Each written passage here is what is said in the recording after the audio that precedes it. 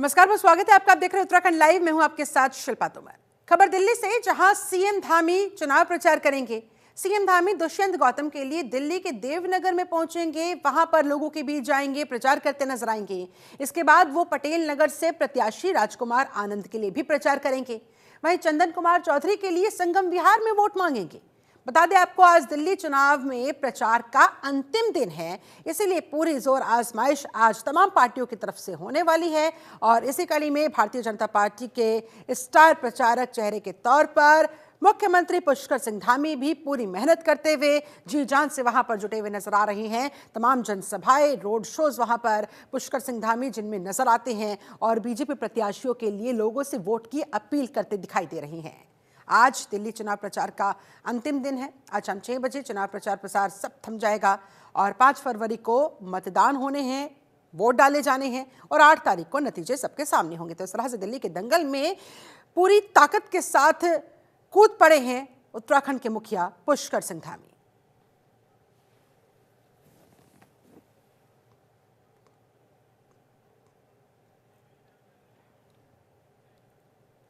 खबर देहरादून से, जहां केंद्रीय वित्त मंत्री निर्मला सीतारमण द्वारा पेश किए गए बजट की देवभूमि के वित्त मंत्री प्रेमचंद अग्रवाल ने तारीफ की।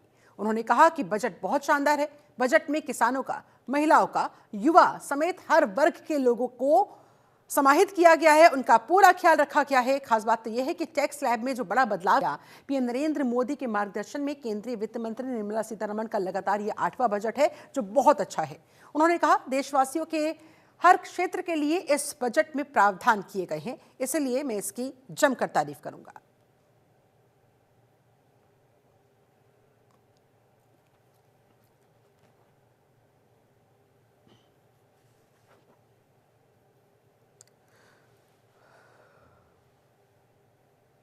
देखिए, मैं ये कह सकता हूँ कि यदि मान लिया 12 लाख रुपए यदि उसकी बढ़ाई है 7 से 12 लाख रुपया, तो क्या मेरे उन विपक्षी साथियों को नहीं पता कि जब उन्होंने पहला बजट 2005 में दिया था यूपीए ने, तब ये लिमिट कितनी थी? ये 1 लाख रुपए थी। 1 लाख रुपया। ये आज बात कर रहे हैं सरकार के इस बजट के आलोचना की बात कर रहे हैं। मतलब 1 लाख रुपए आप लिमिट मैक्सिमम दे रहे हैं और हम 12 लाख रुपए दे रहे हैं। ये वो लोग हैं कि इनके ही टाइम पे जो गैस थी, सिलेंडर था, वो कितना महंगा हुआ था। मनमोहन सिंह की पत्नी गुरशरण कौर ने कहा था, कुछ भी करना लेकिन गैस के दाम मत बढ़ाना, लेकिन दाम बढ़े। ये वही कांग्रेस है। उन्होंने कहा था 1971 में कि गरीबी हटाओ, चुनाव लड़ा था गरीबी हटाओ के नाम से। क्या इनके कार्यकाल अधिकांश टाइम जिन्होंने सत्ता में रहने के बाद गरीबी नहीं हटा पाए, तो आप क्या ये नहीं समझते कि 25 करोड़ लोगों को माननीय मोदी जी के नेतृत्व में बनी एनडीए की सरकार ने उनको जो जो गरीबी से उन्हें ऊपर उठाने का काम किया। 38वें राष्ट्रीय खेल के अंतर्गत अल्मोड़ा में हो रही योगासन प्रतियोगिता में आर्टिस्टिक योगासन युगल महिला वर्ग के फाइनल में हरियाणा को गोल्ड मिला है। उत्तर प्रदेश को सिल्वर मेडल और राजस्थान को कांस्य पदक हासिल हुआ है, यानी कि ब्रॉन्ज मेडल। तीसरे नंबर पर रहा राजस्थान। हरियाणा की तरफ से कुसुम कुमारी तथा गुंजन यादव ने 102.93 अंकों का स्कोर हासिल किया और स्वर्ण पदक अपने नाम किया। वहीं उत्तर प्रदेश के आर्यांशी स्वामी और सिमरन ने 102.57 अंकों के साथ सिल्वर पदक पर कब्जा जमाया, जबकि राजस्थान की तरफ से तमन्ना टाक और पायल टाक ने 100.06 अंकों को प्राप्त किया, कांस्य पदक अपने नाम किया।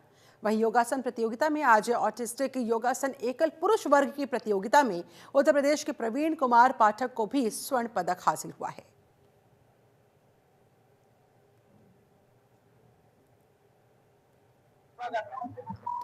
दो नेशनल मेरे ब्रॉन्ज मेडल थे और एक सिल्वर मेडल है। ये मेरे लिए बहुत बड़ी अचीवमेंट है, जिसमें मैंने गोल्ड मेडल जीता है। इसके 3-4 सालों में ये गोल्ड मेडल आया है और मैं सभी को बहुत ज्यादा थैंक यू देना चाहता हूँ।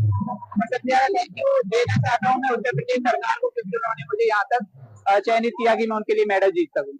हर एथलीट को ना मेहनत तो बहुत लगती है, प्रैक्टिस की, कोचेस की, ठीक है, किट्स वगैरह की, आना जाना, बहुत सारी प्रॉब्लम्स होती है, बट एक होप रहती है प्लेयर्स को कि हाँ वो खुद से डिसिप्लिन होकर आगे जाके बढ़े। मैं इसीलिए इंडिविजुअल्स खेलता हूँ कि कोई मुझे कुछ बोले ना, या पेयर में अगर मुझसे मिस्टेक होती है तो मैं किसी के लिए ज्यादा वो ना बोलूं, इसलिए मैं इंडिविजुअल्स खेलता हूँ।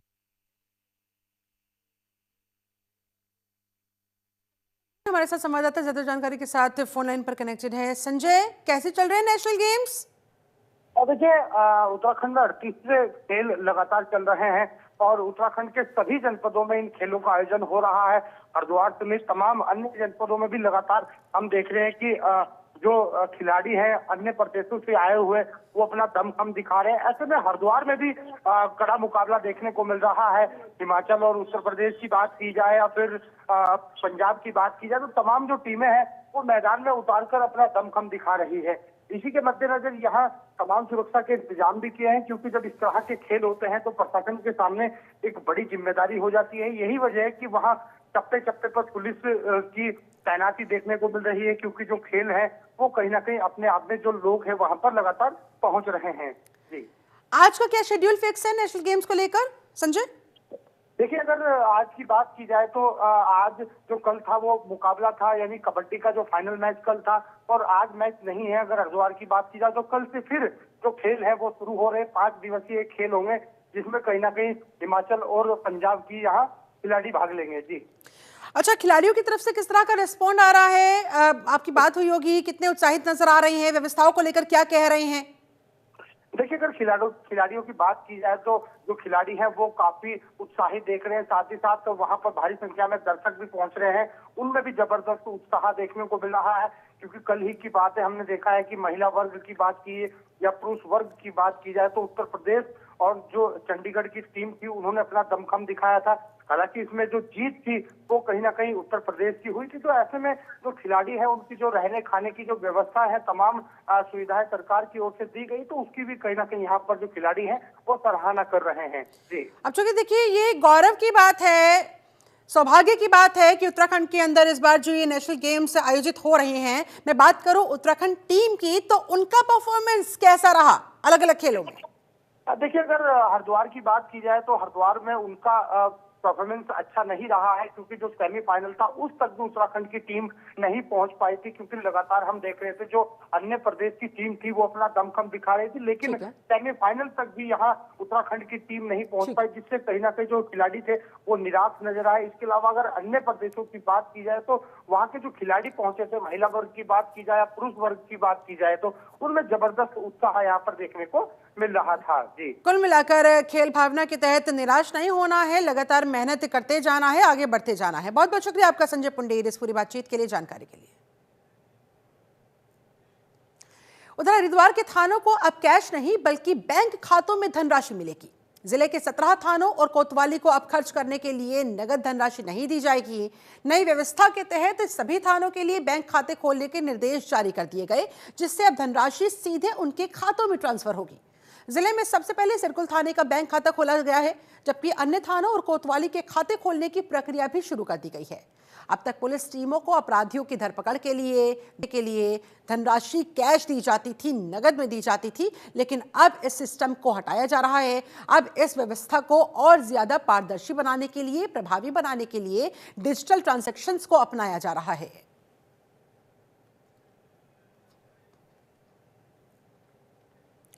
और अब खबर देहरादून से, जहां बढ़ती सड़क दुर्घटनाओं और अपराधों पर अंकुश लगाने के लिए प्रशासन की तरफ से लगातार प्रयास जारी हैं।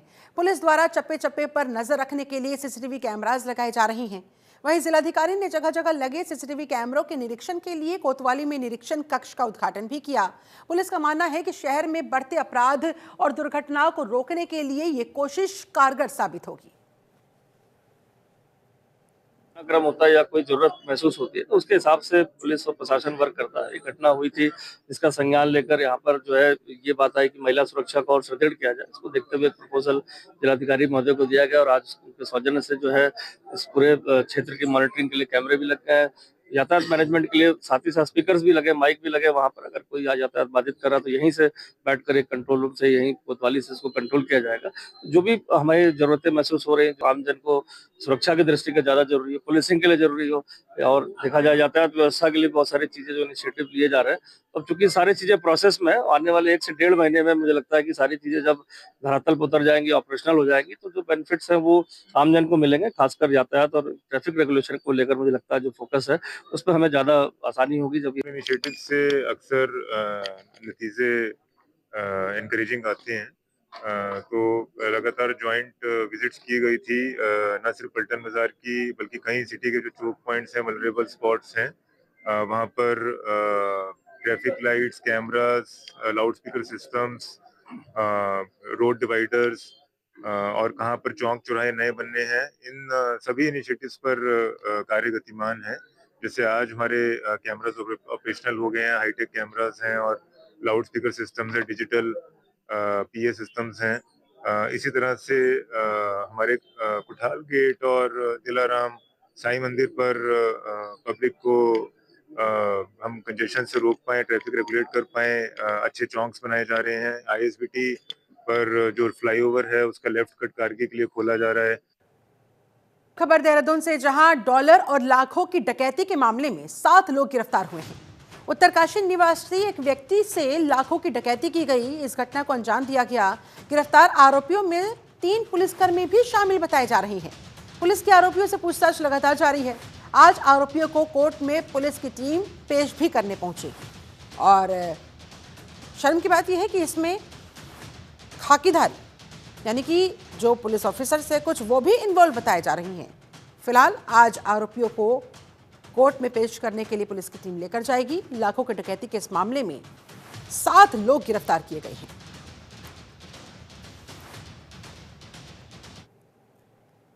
खबर देहरादून से, जहां 38वें राष्ट्रीय खेलों को और ज्यादा पर्यावरण अनुकूल और स्वास्थ्यप्रद बनाने के लिए महाराणा प्रताप स्पोर्ट्स कॉम्प्लेक्स में कोर टीम, वॉलंटियर्स की टीम और दर्शकों के लिए साइकिल सुविधा उपलब्ध करवाई गई है। इस पहल का उद्देश्य न केवल प्रदूषण को कम करना है, बल्कि लोगों को फिट रखना, सक्रिय जीवन शैली को अपनाने के लिए प्रेरित करना भी है। इसके जरिए दर्शक और वॉलंटियर्स खेल परिसर के अलग अलग स्थानों पर अपनी साइकिल से आसानी से आ जा सकते हैं। मुख्यमंत्री पुष्कर सिंह धामी के नेतृत्व में राज्य सरकार खेलों को सुचारू रूप से आयोजित करने, खिलाड़ियों और दर्शकों को सर्वश्रेष्ठ सुविधाएं प्रदान करने के लिए निरंतर प्रयासरत है।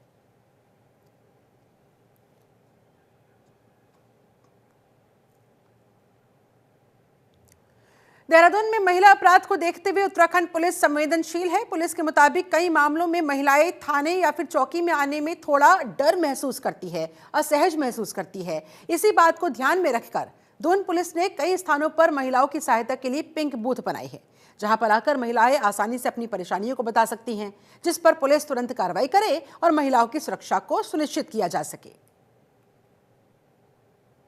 खासकर जो सेनाई चौक पर कोतवाली पलटन बाजार में है, वहाँ पर जो भी महिलाएं रहती, बहुत सारी ऐसी छोटी-छोटी उनकी शिकायतें रहती हैं, जो वो थाने चौकी पर आने में थोड़ा संकोच करते हैं, तो वो अपनी शिकायतों को वर्बली भी बता देते हैं और रिटर्न बताते हैं। तो वहाँ से वो हमारे जो महिला कांस्टेबल है, वो संबंधित थाने को वहाँ पर इंटीमेट कर देते हैं और जिससे कि हमारे चीज़ से अटेंड कर लेते हैं। ये सिस्टम अभी शुरू हुआ है और भी स्थानों को चिन्हित किया गया है।